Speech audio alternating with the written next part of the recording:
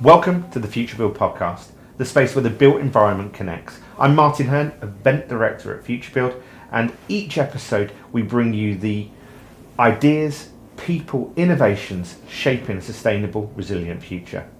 This is the second episode in our special retrofit series, where we're exploring the skills, the strategies and the stories driving the UK's retrofit revolution. As we transition to a low carbon future, retrofit is no longer optional. It's one of the biggest challenges and opportunities facing our sector.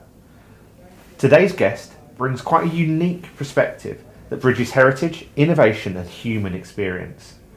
I'm really pleased to be joined by Varsha Ravichandran, Sustainability Consultant at Turner & Townsend and key team member supporting the national RISE Retrofit programme. From growing up in a UNESCO World Heritage Town in India to helping UK councils deliver energy efficient retrofit at scale, Varsha's journey is anything but conventional. With a background in architecture, communications and carbon strategy, she's become a powerful advocate for multidisciplinary thinking in sustainable retrofit. In this episode, we'll dive into her story, her work and her vision for the homes and places we'll need to thrive in the decades ahead. Varsha, an absolute pleasure to have you on the podcast today. Thank you very much. I think it's a pleasure for me to be seated here and to talk about retrofit and the future. So thanks. Absolutely. But before we dive into that, I almost wanted to sort of go back to what got you into the built environment, but also you've got a fascinating sort of background as well in your time from India as well. Yeah, I think you're absolutely right about that because me coming from a UNESCO heritage town back in India, I think I grew up looking at buildings, especially the older buildings, temple architecture. So I think that's where my interest on retrofitting actually emerged as well, because walking through the streets, architecture was not just about the new buildings that we create, but it's more of how we preserve them, how we conserve them, how we keep it ready for the future generation for the rest of the 100 years to come. So I think that was very interesting for me to learn about architecture right from my early days, and yeah, I think that's where I am today. And tell me about your journey into architecture as well. Yeah, so like I said, I grew up in India. I did my basic schooling and studying in India. So India has a very diverse place filled with culture and values, and even when you think about architecture, it's different in different parts of the country. So if you take the northern parts, they would build houses through mud. So mud architecture became very popular. But when you come down to the south, concrete architecture. And in metropolitan cities, it's most of steel and frame architecture. So there's so much of diverse variety of buildings everywhere. And that made me wonder, wow, how can different places have different architecture? What's the secret behind it? And that's when I came upon climate resilience, like how local vernacular architecture is very, very mandatory in today's day and age to save the world. So I've always believed in this saying that be the change you wish upon the world. It's by Mahatma Gandhi ji. Yeah. So if I can't change the world per se, I can at least change a little part of it and making a difference. And that was my tagline throughout my life. And then when I came to Turner & Townsend to work, that's where my core values aligned, because we at Turner & Townsend believe in making a difference to the world, to the people's life. And that rightly sits upon the work that I do through Turner & Townsend for UK as well. So yeah, well, we're going to come on to that, and in particular your work around retrofit as well. But I'd love to touch on sustainability, and you mentioned things like climate resilience there. What does sustainability mean to you, and maybe how does the approaches from India differ to where we are in the UK? So I think sustainability has become the buzzword right now everywhere, every part of the world, especially with climate change. People in the UK crying about 32 degrees, where people in India literally live through the 32 degrees every day. So, there's been a drastic change in temperatures all around the world, and maybe that's why the buzzword has been highlighted, but it does mean different meanings to different places, I would say, especially in terms of context. So in the UK, sustainability used to be a should have, but right now it has become a must have.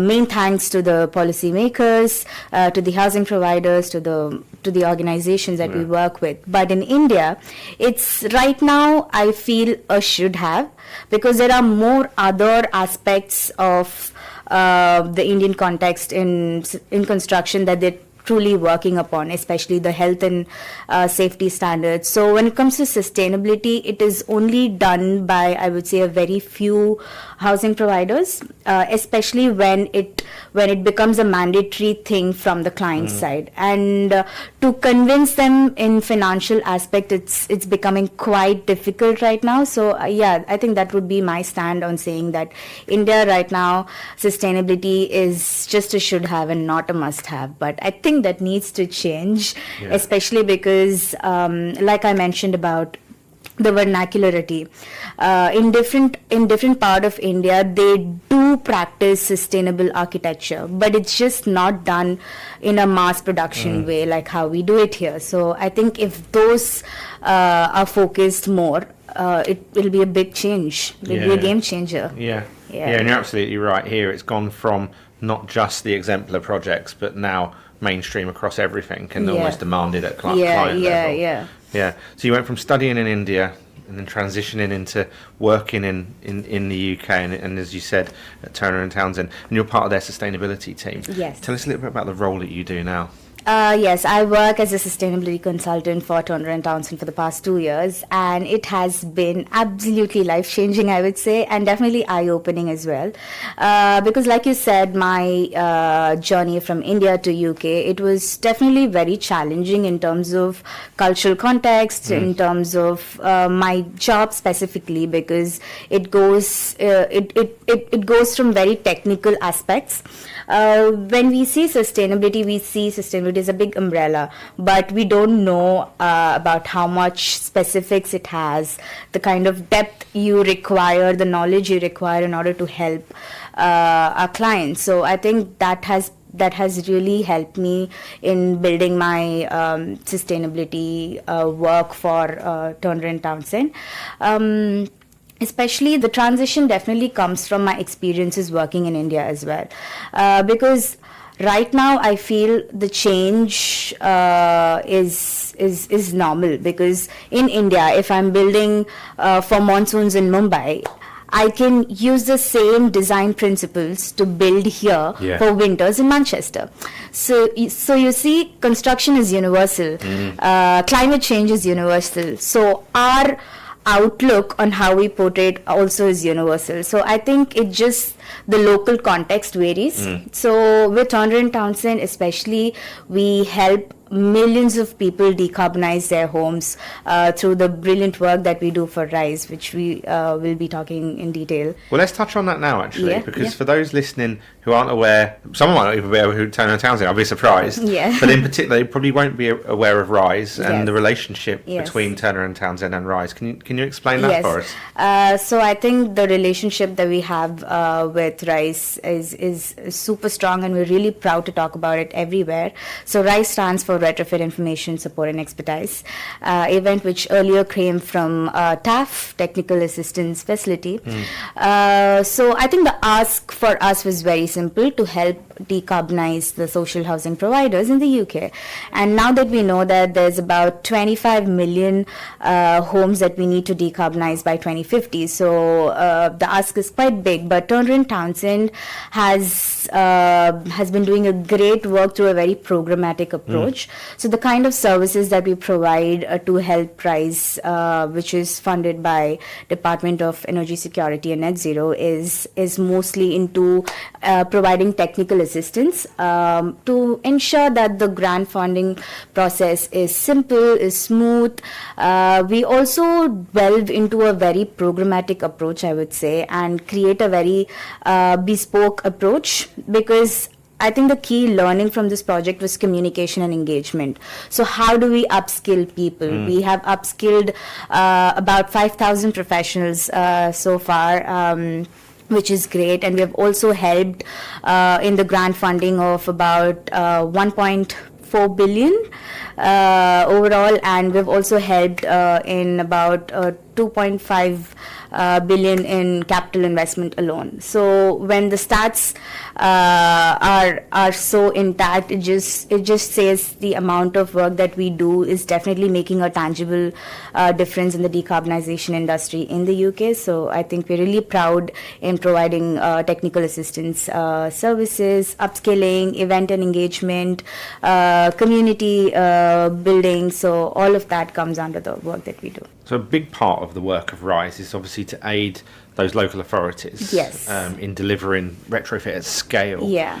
Can you tell us about maybe some of those sort of common challenges that the local authorities have, and how do they move? We all share this ambition. We know the challenge. We know what's got to be. Delivery seems to be the issue. Yeah, I think firstly, when I started working for RISE as well, it was very complex for me to understand the big guidance documents, the funding options that's available. So for a layman, it becomes very difficult when you first read that. You get overwhelmed, right? I think that was our first stand on how do we make this simple. So that's where we started. So for most of the local authorities that I've worked for, during our one-on-ones, people say that, how do I convince our senior leadership to invest more on developing sustainability strategies? So I think that's where the experience on tangible outcomes comes from. So we keep telling them that building a business case is very mandatory in the initial days, because at the end of the day, we are going to be helping people live a very comfortable life, like to be warmer in winters, to be able to not think about bills, to eradicate fuel poverty. So those are the lines that we'll be touching upon, but to provide retrofit as an evidence service. So we try to build evidence, we try to gather evidence in order to provide a business case for them. So that, I think all that has helped in creating a very good image for us. So yeah, I think I can actually bring out an example. So during my one-on-ones with one of our PAs, we potential applicants, we had them complaining about how the strategies that they were going to bring out in their community, they had some resident backlash. Like there was one particular resident who was kind of being, no, I don't want to change. Because at the end, you are bringing retrofit into their lifestyle. Retrofitting isn't about just changing on the front end. It's more of bringing a change into their lifestyle, into their behavior, especially into their finance streams. So these people homes as well. Yeah, exactly. And it's disruptive. So we are trying to help them build a better home, but people sometimes are not really happy with change, right? So how do we tackle that? And that's when resident engagement became a very, very important aspect of the work that we do. And most of the housing providers also focus on resident engagement a little more, I would say, especially because of these feedback loops. And how do we tackle different communities? How do we focus different diverse groups? So diversity and inclusion also played a very important role. So from the example that I was talking about, so there was this Asian family who wouldn't want to let go of their gas. So we in India, we love our gas stoves because we get some yummy food from gas stoves. So it's just a thought in your mind that no, I'm comfortable with where I am. So this particular team thought about how do they change their resident engagement strategy to make sure that they also get involved in this. So that's when the change happened, where they had appointed a resident liaison officer and to mainly focus on them and to provide them like different activities and different seminars for them to adapt towards electric hobs from gas. So they had a chef come and perform some cooking dishes on an electricity stove. So all of that was very interesting to see how we need to take that extra step make sure that it's very personalized to them, to make sure that they are included as well, and their lifestyle is being considered as well. So the change needs to be adaptive, but it also needs to be very holistic holistic and personal to each of the families that you talk about retrofit with. So, and it's interesting because at the beginning of that you talked about measurement being extremely important, and it is. But we seem to do measurement in terms of performance, where what you're talking about is unmeasurable. Yeah. And actually I think, what is a growing need is that sort of how do we measure social value, especially in retrofit? How do we sort of, you're absolutely right, engage with the tenants in the right way? Yeah, and that's where upskilling comes into the play, I would say. Upskilling for us has been one of our strongest pillars. Like I said, we have upskilled about 5,000 professionals, not only internally, but also for housing providers, supply chain partners. And it needs to happen because, for instance, I'm going to be adapting a new retrofit measure into my house, but the materials or the supply chain providers that I'm going to look for, if they do not have an idea on this, then that becomes an imbalance, right? So how do we bring that balance of everyone being aware of what retrofit is? So that's where upskilling is very, very important, and that's what we do through RISE as well, through masterclasses, through drop-in clinics, through resident engagement courses. We have all kind of events where people are taking part, and I have been providing a very good feedback. So we've got about 4.5 out of 5 client care scores as well. So we are focusing on upskilling strongly. Let's talk about that as well, because I think skill shortage gets talked about a lot, and especially, do we have the green skills? Do we have the available skills to deliver retrofit at scale? What's obvious is we need collaboration. Yes. We need, so what skills do we need to attract to really start to scale up retrofit? I think just a basic understanding of climate resilience, that's more of a starting point. Like if someone is aware of, okay, we are having a climate change, how do we make changes into one's behavior? That's like the most basic thing that every one of us can get involved in. And more detailed approach would be the retrofit measures. For example, the fabric first approach, which talks about internal insulation, glazing, especially when it comes to the UK, there are very standardized retrofit measures that we look into decarbonizing, which talks about insulation, external wall insulation, internal wall insulation. And then when it comes to glazing, most of the buildings that we have audited have had a single glazed window, which is very problematic during winters because it has this drafty windows and it always brings out the cold inside. So how do we change that? So we double glaze, we provide secondary glaze. But out of all this, it's very important for us to sustain that heritage value that UK holds in its buildings. So especially with these Victorian terraced houses. So, retrofitting these houses becomes very complex, I would say, because we need to ensure that it looks beautiful, but at the same time it looks feasible and it's very comfortable for its inhabitants as well. So what do? We look into involving measures which does not change the aesthetics of the building. So that's where architecture comes in play. So you talk there a lot about retrofit and climate resilience, and I think for us that are in the industry, we sort of get that, but at a tenant level, I'm not sure they're buying into that. And and actually, you're an amazing communications and sort of brand expert as well as outside of it. How do we need to communicate to tenants? Because I don't think the climate resilience messages may be, on their radar as much. Yeah, you're absolutely right about that. I think for me, I've always believed in this one saying that some of the best solutions that you can provide is about understanding your audiences. So, that's what we do at Townsend through RISE as well. We understand different audiences' needs. For example, local housing providers, they have a different need altogether, but when it comes to tenants, they have a different need altogether. It needs to be more personal.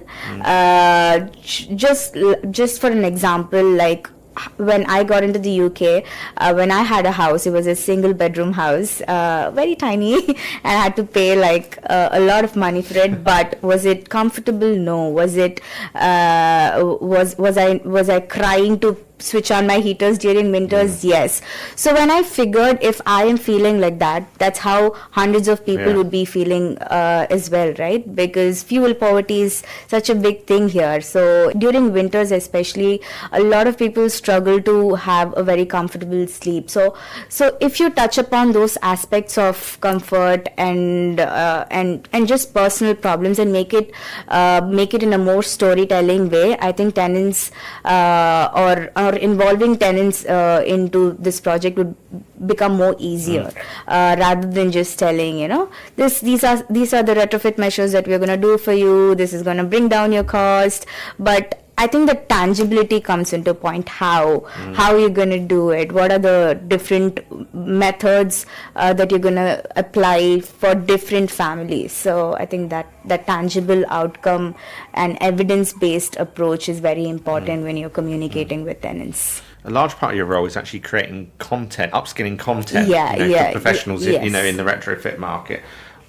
I'd love to get your unique insights into maybe what are some of the key learning gaps and maybe the misconceptions as well that you're seeing. I think one of the biggest misconceptions would be how complex retrofitting is. It's actually not. It's a very standard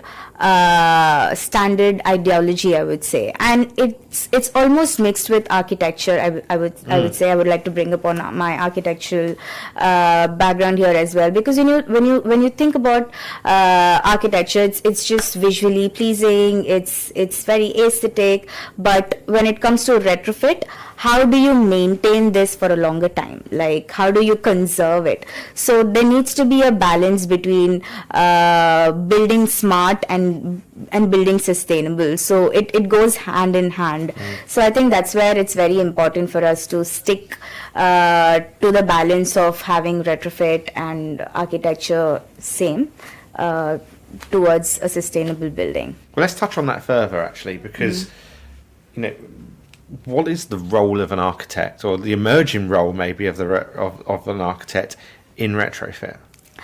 I think in the initial days, architects were purely involved just for the design purposes. But in today's day and age, I think there's a lot of collaboration between different stakeholders. So early integration has become a very mandatory thing in almost all the projects that we have, because when you integrate early with an architect's team, so for example, I'm a sustainability consultant, so for most of the projects that we do, we collaborate with the design team, we collaborate with different stakeholders. So once that collaboration is there, you kind of build upon a very balanced approach towards different building elements that you want to focus on, be it sustainability, be it passive techniques, passive strategies, be it biophilic designs. So how do you combine all of these three into one project? That's purely based only on collaboration and early integration of architects into retrofitting, because they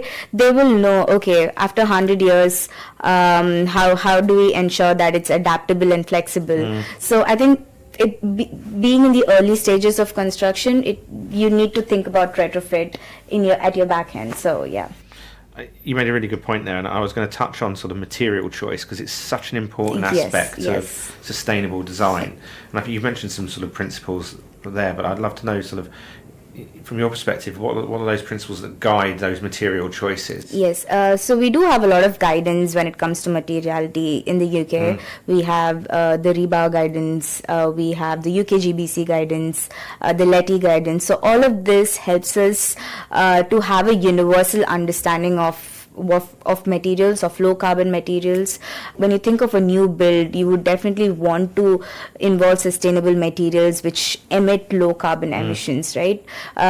So in terms of that, I think to touch upon a main aspect here is the vernacular aspect of it.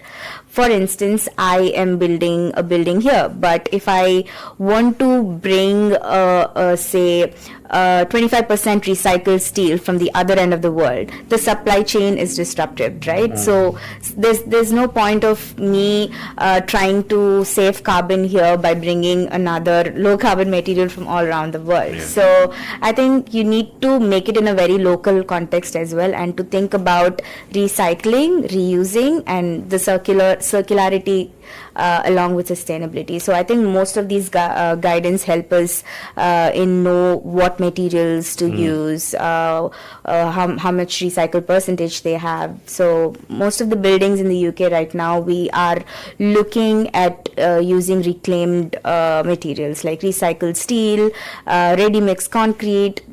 So all of these aspects, even for glass, to bring it from local suppliers. So and each of the materials also have an EPD certification. So the suppliers needs to be aware of that. So once you make it very very mandatory that you need to use certain EPD certified materials, so you bring in that. So I think we've got some amazing guidance and policies in place when it comes to sustainable materials here. And I suppose that's then, linked to those circularity principles as well. Yes. So, how are you, if you're retrofitting, what are you doing with the waste that's coming out of that building as well? Yes. I think you touched upon it, right. Waste is very, very important when you focus on circularity, on especially with retrofitting, like where does the waste go? How do you conserve it? Or how do you make use of already reused materials? Repurpose them. So circularity is just like 3 R's, right? Reduce, reuse, and recycle. So I think in every aspect of construction, right from substructure to superstructure, we focus on these 3 principles to bring them. Especially when you take superstructure wise, most of the glass that you use. So when you make it secondary glassing, do you repurpose the glass? The aluminium framing. So all of that adds to so much of carbon savings, I would say. So each of this material has a beautiful story of savings, and I'm still learning, and I'm happy to know about it and get involved more in that aspect.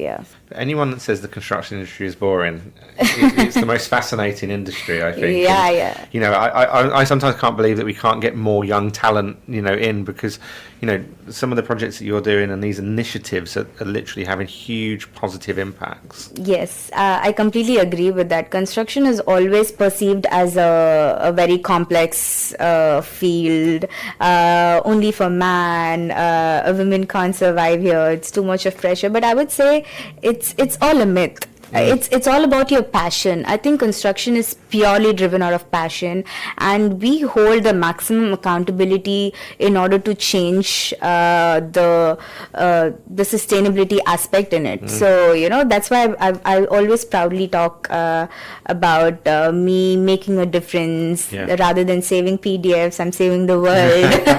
I'm saving some carbon. So at least I'm providing measures and advice in order to save tons of carbon. So I think that adds a very personal touch, and I think a lot of people will have their own stories towards coming into construction, because I feel in order to save the future, construction is definitely a mandate top things. Something I'm really passionate about is actually innovation in the built environment as well, and there's some fascinating innovation at all parts of retrofit, and it's helping scale.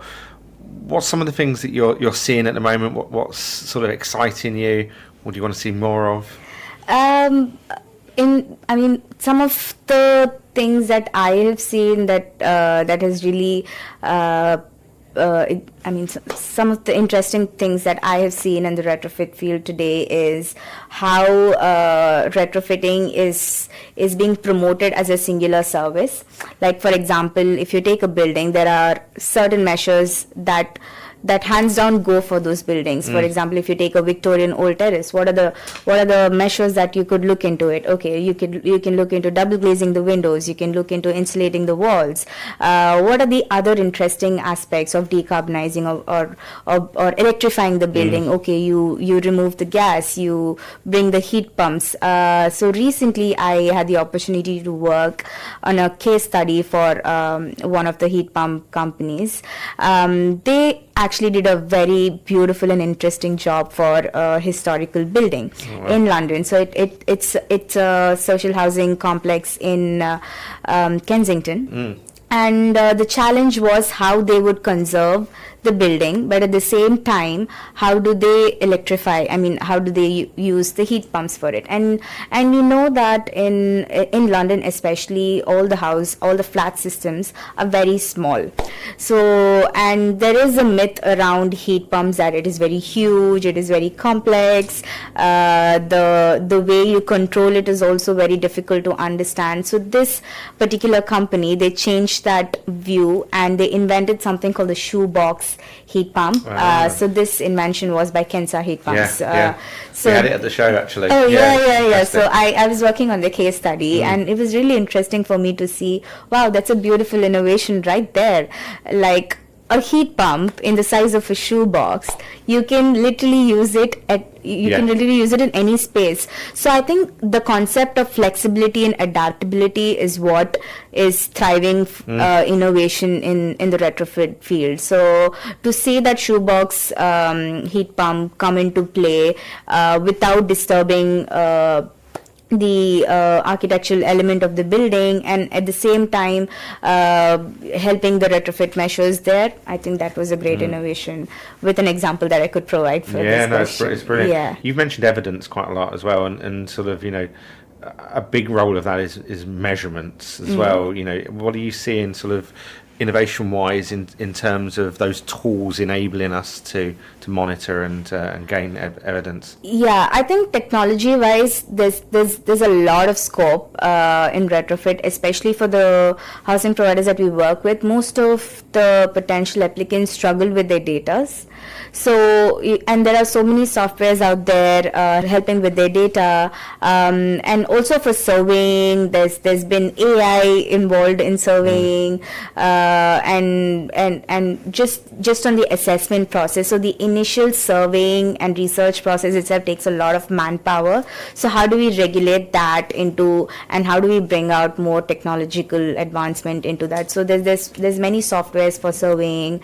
There's AI that's used for surveying and data modeling, and there's some brilliant softwares out there in the market which helps you look into a modular building and look into the lighting aspects of it, daylight aspects of it, how much carbon savings you will have if you place the window slightly right, or if you just involve an eaves over the window, how much shading you will save. So it's all about the passive techniques, and we have thankfully some technological softwares which helps us get a real-time visualization of all of this. So I think it's definitely saving our industry. You've mentioned passive quite a lot actually, the sort of passive house and biophilic. You know, is it possible to bring our homes up to passive standards at a retrofit level? Yes, absolutely. I think that's a very simple and a very cost-effective measure at this point, just to ensure cross ventilation in your house. Like, you know, just open your door, just open your window, and make sure that the air flows through them. That is a cross ventilation that you can do by yourself. So when it comes to retrofitting, this can be like a measure of you know, changing the placements of your windows and doors in order to ensure you have cross ventilated space. So all these strategies are very, very powerful but very cost effective, and this could again be used for most of the tenants who think that retrofitting is expensive. So examples like this definitely build and boosting your business case on that. But at the same time, when it comes to biophilia, I think right now it's very, very important to focus on your well-being, and biophilia plays a very key role in it. So just having a sort of a green space in your house just boosts your mood, boosts your energy, improves your air quality. So all of that are very essential for building a very safe and a healthy space. So yeah. I agree with you. I think it's something we neglect a bit too much as well, because we get obsessed with the sort of the fabric, but forget about actually those material choices inside the building. That adds a lot of context, especially with the climate change and the heat wave across the UK. I just read an article from UKGBC which says that most of the British buildings that we have right now are not adapted for the heat wave. For example, my house itself. So I've got this one huge window in my wall, and that's it. That's literally how I'm surviving. But I've seen other houses, especially my friends' houses. They would live in the topmost floor, and they would just have a tiny opening in the attic for ventilation. So all that is definitely not going to help in the coming days. So that's where we need to focus on retrofitting more and more. How do we adapt for the climate that's going to happen in the future? So if not today, so I think that's where these measures is very important to deal with what's happening right now. You're absolutely right. I think it was yesterday, or if you're watching this, a couple of weeks ago, that the UKGBC launched their climate resilience roadmap. And I think it's safe to say we're seeing the effects of climate change now firsthand. It's no longer it's happening in another country, or somewhere else. How do you see climate resilience maybe changing the way that we design buildings going forward, or maybe the actions we need to take on retrofit sort of now? I think the change needs to happen now, and we've been saying this for so many years now, but like you mentioned, the outcome of it is being very visible right now with us experiencing the climate change firsthand. So if you think about construction, say in 2040, what's going to be new? I think the new aspects both in architecture and retrofit has to be flexibility and adaptability. Like, how do we design spaces that can be adaptable by different say weather conditions? It needs to be climate resilient, right? So in that aspect, you need to bring in architecture as well, like in the initial phases of construction, by using sustainable materials, by using passive house strategies, by designing in a local context. For example, if I'm building a house in Mumbai, and if I'm building a house in Manchester, what is the difference that it needs to have? So those aspects needs to be very evident in order to build for a futuristic space. It doesn't have to be very fancy. It's just the simplest thing of how you make design cost effective and how you localize materials, you localize workforce. That itself adds to local sustainability aspect. So I think there's so many innovative technologies that you could involve. For example, BIM, building information modeling. You can analyze your building on how much heat it gets. So there's so many technologies like that. BMS, you can control your heating system, and everything is just controlled by a computer. So I think all these aspects play a key role in neutralizing a fact that construction is not complex, and construction can save us by reducing our carbon emissions. Is adapted design maybe something we can take some lessons from India? And I think in the UK at the moment, obviously, we've got house prices at an all-time high and still growing. We're finding that our children can't afford to move out, so we're living at home longer with our children. We've got an aging population as well, so parents, grandparents stay in homes a little bit more. Adaptive design is maybe a key area we need some lessons on. I think you're absolutely right. When you talk about adaptability, let's say your house, you must have cavity walls between two rooms. So for instance, if you take a space, if you if you take the internal walls and make it flexible, like in a way that you can remodel it and repurpose it, that's right, that's adaptability right there. So it becomes easy for you to transform spaces, and that's very important when it comes to changing climate aspect in our world. So today it might be cold, tomorrow it might become warm. So how do you change design standards over that area? So yeah, it could be as simple as reducing the thickness of your wall or changing the materiality. So yeah. There's a drive almost to upside down houses as well, isn't there? That you start to sleep and live on your bottom floors, as you get older, and you can take the stairs out, and the younger generation and moves upstairs. Yeah, exactly. And also the materiality of the stairs, you can just change and make it more sustainable of using repurposed timber on it. So yeah, I think circularity, if you bring that concept itself, it'll be easy for you to change your views on different spaces. So brilliant. I always like to end the podcast on sort of two questions, and one is sort of, we've talked a lot about your time in India, and those sort of early inspirations when you saw the sort of big temple in the town that you grew up, and those amazing heritage buildings. But I'd love to touch on maybe some people that have inspired or had a real positive impact on you during your career. And I know I've sprung that one up on you, so I'll give you the second question as well while you're thinking about it. And the second one is, it's almost your vision for the future. What's the future that you want to see, and maybe how do we get there as well in terms of the built environment? Yeah. So to touch upon your first question, how did I get inspired from people? I would say I can't really name one person to it. I would say it's the community.